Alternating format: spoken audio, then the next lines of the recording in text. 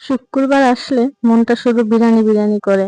এই তো আসসালামু আলাইকুম, সবাই কেমন আছেন? চলে আসলাম বিরিয়ানি রান্না করতে। তো জামাই আবদার করলো আজকে বিরিয়ানি খাবে। এই তো মশলা সবকিছু মাখিয়ে ঝুঁকে একসাথে বসে আমি বিরিয়ানি এভাবেই রান্না করি। বিরিয়ানি মশলা ভালোভাবে কষিয়ে নিলাম।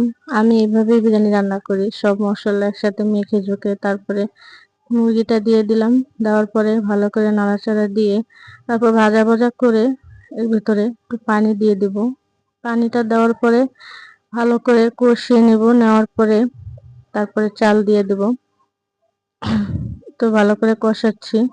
তো চাল দিয়ে নাড়াচাড়া দিয়ে ভালো করে ভাজা ভাজা করে তারপরে এর ভিতরে পানি দিয়ে দিব। পানি দিয়ে তারপরে আলু দিয়ে দেব উপর দিয়ে। নাড়াচাড়া করে তারপরে মশলাটা দিয়ে দেব, বাকি যে মশলা রেখেছিলাম। তারপরে নাড়াচাড়া করে ঢেকে রাখবো।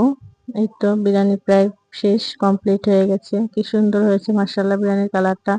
তো এখন পরিবেশন করার পালা। এই তো প্লেটে বেড়ে নিচ্ছি। বিরিয়ানিটা আসলে অনেক সুন্দর হয়েছে। তো আমার জামাই খেয়ে অনেক প্রশংসা করেছে, বলছে রেস্টুরেন্টের থেকে অনেক সুন্দর হয়েছে। উনি ঘরে বিরিয়ানি রান্না করলে অনেক পছন্দ করে, আমার বাচ্চারাও অনেক পছন্দ করে, কারণ বাহিরে তো খাই সবসময়, বাইরে থেকে ঘরেটা। সবাই ভালো থাকবেন, আল্লাহ হাফিজ।